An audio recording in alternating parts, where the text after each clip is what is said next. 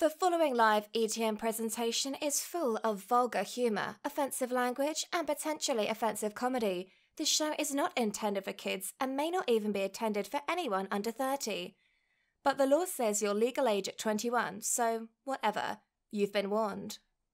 No escaping this.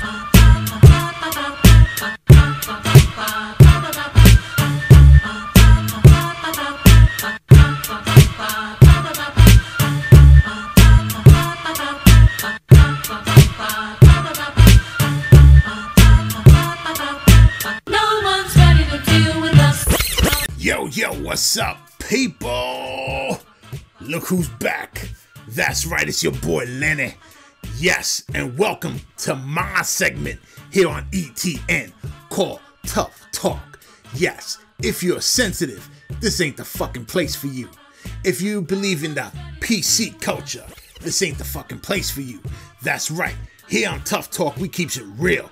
We talk about everything from entertainment and everything from gaming and all the bullshit surrounding it, because believe me, bullshit is at an all-time high, and Lenny is back to talk about it.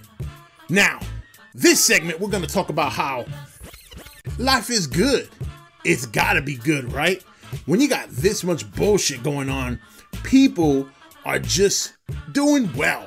When you have time to spend on Twitter and you have time to go out and do dumb shit, life has to be good. No matter what they're selling you out there, life is good. Why? Because everybody is full of shit. Everyone is complaining.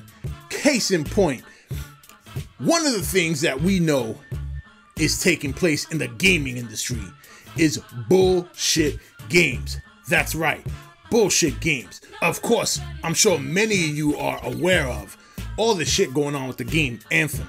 And you want to know something? There's plenty of videos out there talking about it. What I want to talk about is, in general, the gaming industry is just straight garbage. But we are part to blame for that. But let's get into this. You buy a game now, and explain to me, why in the fuck do I buy a $60 game and get $19 worth of content, and then I gotta wait for the rest of the fucking game 6 months later? But you want to know something? We know this is a common practice. We know this happens all the time. But there's only one group of people to blame for this shit. Us. That's right. Us. Tough it up. You know it's your fault. You know it's our fault. That game industry is doing this shit. Why? Because we can't fucking help ourselves. We gotta have the game on day one. We sit there, we're sweating, we're on strug. Gotta get that next Call of Duty. Gotta get that new shooter looter. And you get the game, and it's bullshit. But because you paid $60 fucking for the goddamn game, you gotta go out there and protect it like it's the best fucking thing since getting a blowjob. Yes. Why? Why? We are never, ever going to get the kind of games we demand if we keep giving into that bullshit. But it doesn't just stop there. No. This goes on in Hollywood too. Yes, suddenly Hollywood's become sensitive. Now if you criticize Hollywood, they want to come back at the customers, somehow forgetting that we pay you motherfuckers to entertain, okay? We don't just sit there and oh my god. No. Here's how it works. I'm the fucking client, okay? I go to your fucking movie, or your fucking concert, or your goddamn play, and I expect you to entertain me. It is me. I am the reason you're a motherfucking millionaire. I'm the reason you get to own your own private motherfucking jet. So can somebody explain to me why the fuck there's just a bunch of people on Twitter sucking Hollywood's dick? Really? Meanwhile, you got fans out there that are not satisfied with some of the shit they're getting. And instead of Hollywood coming back towards their customers and trying to say, hey, look, we hear you. We're gonna represent the next time out, we promise. They're calling us toxic? Really? Is this the kind of bullshit that's been going on since I've been gone? Star Wars was such a great franchise, now there's a fucking war between the nerds and the Star Wars production team. Suddenly, if you criticize Brie Larson, you're a fucking toxic white man. And by the way, we all know I ain't white, but I can still criticize a motherfucker. Now, we know the Captain Marvel shit has been spoken up and down, and we're not going to talk about that. However, we are going to address something that happened earlier this week regarding Brie Larson and Netflix. See, there was this unknown homie that decided to criticize a movie directed by Brie Larson, some unicorn stone or some shit like that. Anyway, it was a movie she directed back in 2017. Actually, fact, she did not get the part for the movie. And then a couple of years later, they invited her back to direct the movie. And of course, being director, she's gonna insert her ass right into the movie, which she did. Netflix released the trailer for the movie because even though it was filmed in 2017 to very poor reviews, might I add, but something tells me that's gonna change now that Brie Larson is the princess of Hollywood. Netflix decided to show this trailer. Homie came out and was like, nah man, don't look all that great. In fact, looks to me like you're trying to ride that Captain Marvel wave, you know what I'm saying?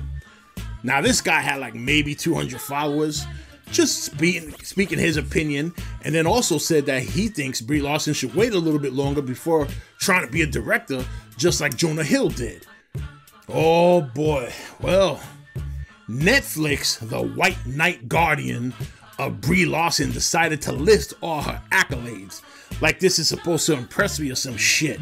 I mean, you want to list some accolades that are impressive.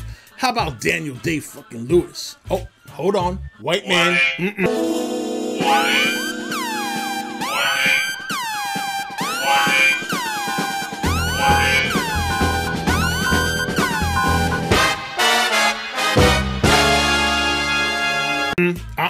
Trigger warning.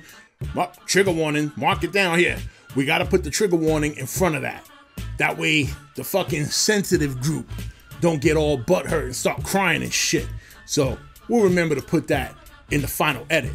Anyway, after Netflix posted that, then Brie Larson retweeted it to all her people, and she said Netflex instead of Netflix, Netflex, like they flexing muscles. Yeah, okay. Again, some fucking guy who's just on Twitter making his opinion. Suddenly you can't make an opinion anymore. So what happens after this? All of Brie Larson's followers decided to bombard this motherfucker and harass him. And for what? Because Brie Larson's sensitive? Brie Larson suddenly needs guardians? Brie Larson needs everyone to fucking white knight for her? She's a fucking millionaire. She's won an Oscar. She's successful by standards. So what's the problem? One person criticizes your fucking film and you're gonna fly off the handle? But again, we can't completely blame Hollywood. Why? Because fans are suddenly taking a bottle of fucking lube, rubbing the fucking knob of Hollywood, and sticking that shit down their throat. For what? For what? I wish you guys go to Brie Larson's Twitter and just look at her followers commenting regarding this topic. There were people calling her a legend. A legend. What? A legend?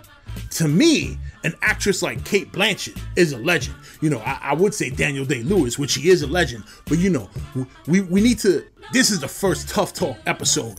We need to ease in to the PC and the softies. You know what I'm saying? We need to go in soft and light out in the beginning. You know, these people ain't ready for Lenny. You know what I'm saying? They don't know what they're in for. So we got to lube it up and slide it in soft. We don't want to go in raw on the first take. No, no, no.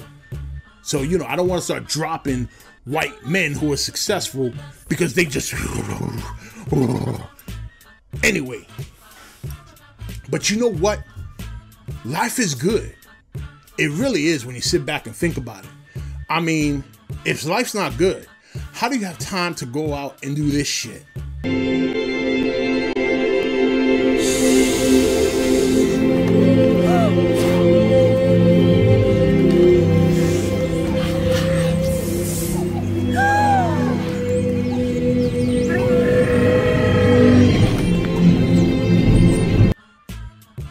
Yeah, that's right. If you're familiar with the show The OA, These motherfuckers had enough time in their day to go out, get choreographed for these fucking weird-ass moves from the show, decided to go out in a flash mob in front of Trump Tower and start doing these goddamn moves. You know what their goal was? You ready for this shit? You know what the fucking goal was? To put a barrier of love and protection around the tower to protect everyone. Are you fucking kidding me?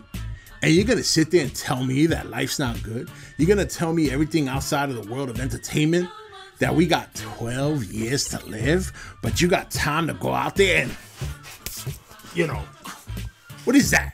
What is that? So, here's the deal. Life is good, but don't suck on the tits of these big time entertainment gurus. You work hard for the money you earn. And if you're gonna spend it on a game, on a fucking movie, you better get what you invest in. And if you don't, do not be afraid to make them know. That is your money. They work for you. Let them know. This is Lenny. This is Tough Talk. I'll see you again real soon, because there's a lot of shit we gotta cover. There's some bullshit going on out there, and I see my fellow people out there for some reason going soft, and we can't have that. Remember, you bust your ass for your money. If you're gonna give it to these motherfuckers, hold them to account to give you what you pay for. I'm out. Thank you for watching E.T.N. Don't forget to subscribe and join the Nation Facebook page.